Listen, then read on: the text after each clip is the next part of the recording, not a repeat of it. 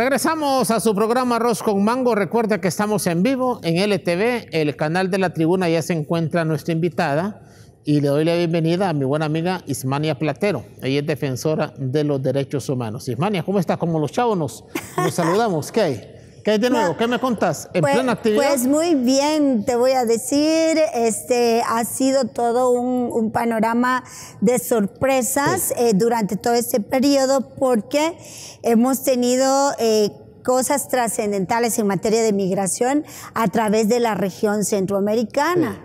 Y no solo por el panorama político que vive Nicaragua, sino también hoy Ecuador está cambiando, y el brusco movimiento que hay, por ejemplo, en el área de Venezuela. Eso en cuanto a movilidad. Pero como la movilidad tiene delitos conexos, se nos están dando otros matices ya que aparecen, como el aumento de las personas muertas, el aumento de los secuestros en la región, que ya hay cifras por parte del comisionado de los derechos humanos, de la Comisión de Derechos Humanos de México. ¿Me dices aumento? Aumento, claro, estamos hablando de 70,000, imagínate que te habla de 70,000 personas víctimas de secuestro, y de los cuales Honduras encabeza la lista. No hay una cifra estimada porque es bien complicado acceder a esta información que sea tan verosímil, porque la mayoría de la población tiene miedo, porque se trata de una red criminal muy grande. Los jesuitas hablaron que el 93% de la población migrante que sale, es un informe de la iglesia jesuita muy, muy acertada, porque son la cara de la migración allá, y ellos hablan de que el 93% se extravían en México. Entonces, el panorama tan desalentador de niñez que tenemos en tema de migración, y esa dualidad que hay en cuanto a los discursos políticos que sigue manejando los Estados Unidos, sigue manejando también Honduras, ahora ya se unió a la fila, y el presidente López Obrador, no digamos, la situación de Guatemala, que ha convulsionado también. Y algo, sí hay cosas positivas en materia de migración, porque acabó el programa Quédate en México. Pero eso no quiere decir que hay frontera. ¿No funcionó ese programa, Quédate en México? Es que mira, Quédate en México fue un programa violatorio a los derechos humanos, creado por el presidente Donald Trump, y que obligaba desde el año 2018 a tener retenido en el punto de frontera entre Honduras y Estados Unidos a la población migrante. Entonces, ¿qué hacía Estados Unidos? Los enviaban a México a esperar para que ellos desde México peticionaran el asilo político. Pero con el visto bueno de López Obrador. Y del presidente John Biden, porque a pesar de que era represiva y era lesiva en derechos humanos, el presidente John Biden la ratificó. ¿Qué pasa después? Que bajó un equipo de abogados, de juristas, y lograron entrar al menos unos 26,000 a través de ese programa por la puerta grande, que lograron constatar que efectivamente eran personas que estaban en peligro en Honduras. Pero luego se cerró esto porque la gente creyó que había una frontera abierta. Y empezó a salir más gente. Entonces, las mismas políticas que ha hecho los Estados Unidos y el presidente López Obrador, de alguna manera están estimulando precisamente la migración, aparte del conformismo, de la complicidad del Estado de Honduras y de otros países que no hacen nada para mejorar la situación de la población. Porque lo más lamentable es que ahora, antes emigraban 800 hondureños, hoy están emigrando 1,200 hondureños. O sea, 400,000 más. O sea, de 800, 400 más hondureños que están saliendo del territorio nacional. ¿Y por qué ese término de complicidad? ¿Porque no se hace nada para evitar eso? Claro, porque tú estás viendo que en México la gente está sufriendo. Solo en asilos políticos, nosotros, el gobierno mexicano registra 15,000 ya personas con asilo, solicitantes de asilo político, hondureños. De esta población también vamos a sumar que hay 41,000 hondureños peticionando refugio político. Y la persona que fue ayer... ¿Cuál es la diferencia entre un asilo político y un refugio político? De estas 41,000, la última persona que se registró, por ejemplo, el día viernes, va a ser atendida, o sea, su cita, el 23 de enero del año 2023. ¿Ves? Y está de enero del año 2023. O sea, casi...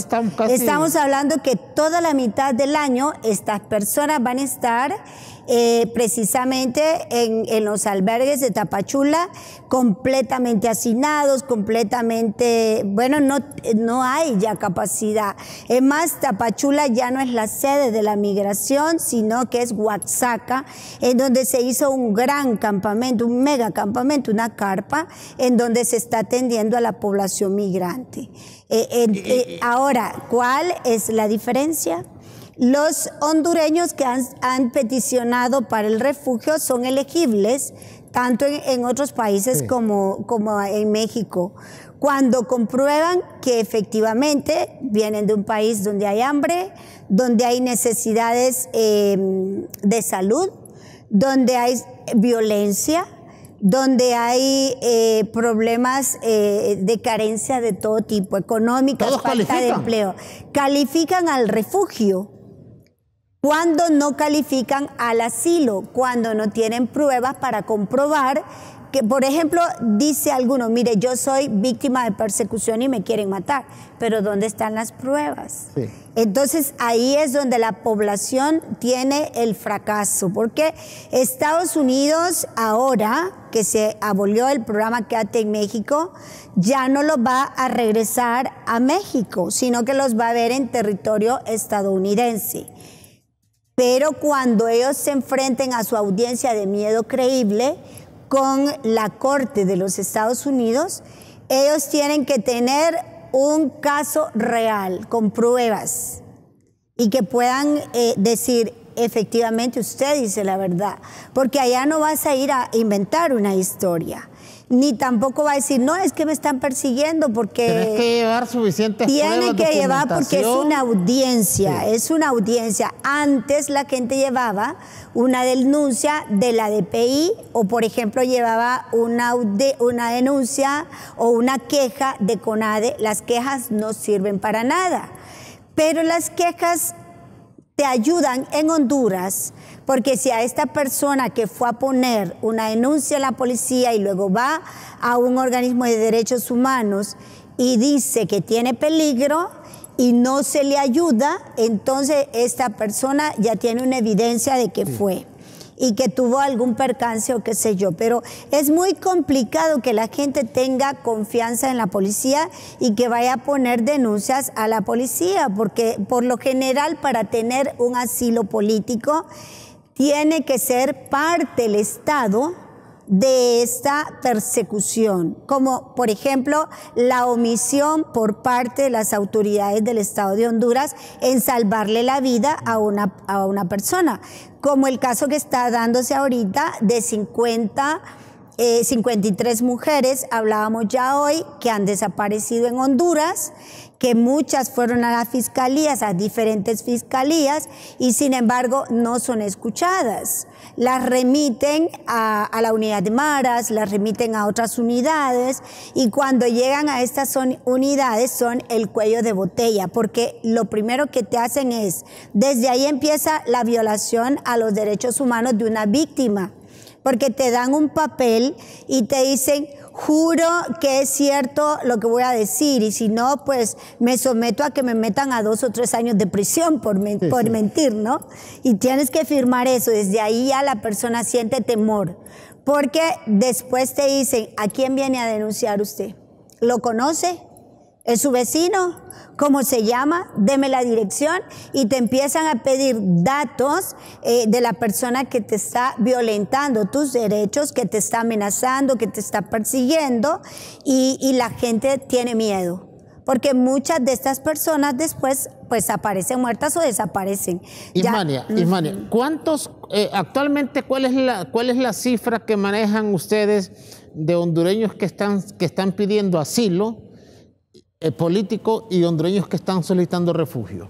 Bueno, de refugio son 15,000. Son 15,000. Hasta ahorita.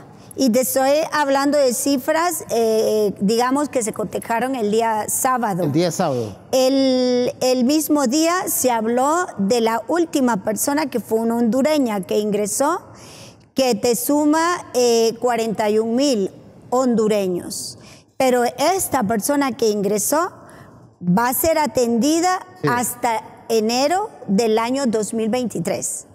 Mientras ese tiempo llega, va a tener que permanecer en México, porque ya no se les está dando con aquella facilidad el FMM, que era la forma múltiple migratoria para salir del territorio mexicano, así como el salvoconducto, ¿no?, que da Honduras. Y la mayoría de estos, disculpe, Ismania, la mayoría de estos son hombres o mujeres. Pues la mayoría está integrada por mujeres y por niños. No te puedo dar un porcentaje actualizado porque no lo hay. Hay unos 6,300 niños migrantes no acompañados, que esa cifra sí la dio el Instituto Nacional de Migración de México. Niños que han desertado, que huyen, y que muchos de ellos alegan haber sido víctimas de violación sexual, de abuso sexual, de acoso, de amenazas de muerte, y no les queda más que huir. Hay un niño ahorita para el caso de San Pedro que desapareció de la Rivera Hernández. Su madre recurrió a las unidades de la Dirección de Investigación Policial, que son, se llama como unidad de desaparecidos, niños desaparecidos, ¿no? Pero realmente no hay una alerta. Cuando es caso de niñez, no hay una alerta. Entonces, ¿qué ocurre cuando, como México tiene una alerta Amber? Cuando a mí me reportan un caso de niños, que yo lo consulto con los sacerdotes en México, para que ellos autoricen o ayuden con la alerta Amber. La alerta Amber es efectiva para encontrar personas menores de edad, porque esta se activa, cae a todos los chats, a los teléfonos, te cae a las autoridades, es como en cadena, ¿no? Sí. Honduras no ha legislado en materia de niñez para crear una alerta Amber y recuperar los niños antes de que crucen las fronteras en menos de 48 horas. Aquí hay que esperar a que pasen 48 horas y en 48 horas ya el niño ya ha sido traficado, violado, ha pasado toda la frontera que tú puedas, bueno, es que no hay para los niños un registro verosímil como la huella dactilar que pueda identificar a un niño. Un niño cruzando la frontera de Guatemala ya puede ir con una partida de nacimiento de guatemalteco. Tenemos el caso de un menor, del niño Gustavo Inestrosa, que ese niño, la Cancillería en México lo dio por muerto. Y el niño pues iba en un vehículo, una camioneta que colapsó, se quemó. Al niño lo dan por muerto, le mandan fotos a los padres que no eran las del niño, y entonces se enciende la alarma, ¿no? La alerta de búsqueda, en la que se une también la Cancillería, y en eso porque fue pues un error de la Cancillería. Pero la alerta es porque ven que los familiares no es por la fotografía. Porque recuerda tú que también el niño, ¿cómo lo vas a identificar si no hay un padrón dactilar del niño? Entonces se enciende la alerta y empezamos a buscarlo desde el 17 de julio. ¿Qué pasó recientemente? Que la patrulla de protección, los agentes migratorios de los Estados Unidos sacan un informe de cuántas personas han rescatado en el cruce de frontera. Y ellos sacan una foto muy impactante, muy linda, donde salen con un niño en los hombros, ¿verdad? Y ese niño, ellos encabezan el titular donde dice, hemos rescatado 408, creo, migrantes. Y en la foto dice, 4 millas recorrió este agente con un menor de edad. Y resulta que ese menor de edad es el que andamos buscando. Entonces él le salvó la vida. Iba con su misma ropa, con todo, con los últimos datos que nos mandaron de México para Honduras. ¿Qué pasa? Que como no tenemos un comprobante, el niño no tiene en su partida de nacimiento algo legal que lo identifique, ni los padres guardan por la vida o por la muerte o por un secuestro, qué sé yo, las huellas dactilares. Uno debe de acostumbrarse desde ya de poner sus huellas dactilares como cuando era muy chiquito y te las ponían con acuarela, poner esas huellas dactilares en algún papel o empezar a usar esa placa que usaban en tiempos de los nazis, ¿se acuerdan? Sí, no, pero debería de hacerse, porque ahí se escribe el tipo de sangre, el nombre, el número de identificación. Los militares utilizan eso, ¿va? Pero lo debería de utilizar el migrante también, porque ese es el problema que hay. Que cuando no hay este tipo de identificación, entonces se procede a la prueba de ADN. Y el ADN es el único que puede identificar al menor, ya sea preso en alguna cárcel, porque hay cárceles de niños, no es que son albergues, esos niños están presos. Y otros, por ejemplo, en las morgues, es la única forma, a través de los ADN. Hay que exaltar que el Consulado de Honduras ha hecho uso, por ejemplo, de dactiloscopistas y expertos argentinos que han estado ayudando en la identificación de cuerpos. Pero ¿qué ocurre? Tenemos 146 cuerpos distribuidos en diferentes zonas de México y Estados Unidos, en donde los mismos familiares han cooperado, digamos, en mandar padrones fotográficos, en movilización. Algunos tienen hasta un abogado que les ayuda porque ellos están en Honduras y los familiares allá. Entonces todos han recurrido a hacer algunos gastos. Cancillería ha hecho los gastos de la morgue, del pasaje de avión de retorno.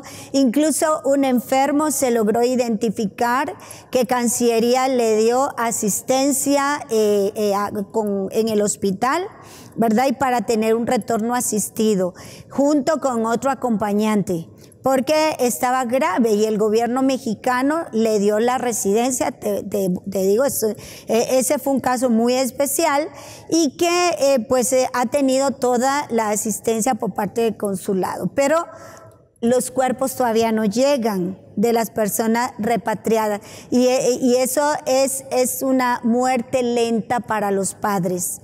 Para los familiares es algo terrible.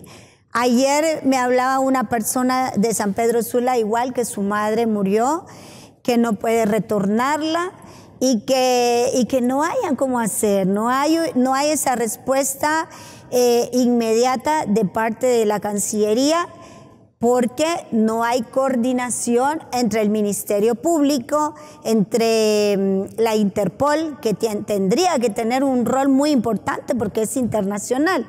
Y solamente lo están haciendo con el Registro Nacional de las Personas. Mania, ¿cuántos continúan en las caravanas? ¿Han disminuido las caravanas o todavía los hondureños insisten en el sueño americano, a pesar de todo este viacrucis que tienen que pasar? Pues aumentan, cada 24 horas está saliendo una caravana. En una semana México registra 8 caravanas. 8 caravanas. 8 caravanas con un mínimo de ¿cuántas? De 500 a 1000 personas. ¿Y de esas personas? Hay otras que son más de esas. O sea, lo mínimo, las caravanas con el menor número de personas Imagínate 8 caravanas con 1000 que la mínima ha tenido 1,000 en México. Estamos hablando de 8,000. Estamos hablando de 8,000 personas en una semana. Una semana. Y donde en su mayoría son hondureños y venezolanos por la cantidad de migrantes extranjeros que tenemos nosotros en tránsito ahorita. Y de estos 1,000, si ponemos como base 1,000, ¿cuántos logran ingresar a los Estados Unidos? Pues muy poco, para que los jesuitas digan que su informe dice que 97% de la población migrante se pierde en el camino. El 97%. El 97%. Quizás el 3% logren llegar a los Estados Unidos o al punto de frontera. Tenemos desde el año 2018... Pero el punto de frontera no te garantiza que vos vas a entrar a los Estados Unidos. Desde el año 2018 tenemos una población de unos... aproximados 50,000 hondureños que están esperando desde la primera caravana de octubre del 2018. Y eso se le ha dado seguimiento con autoridades, con periodistas mexicanos.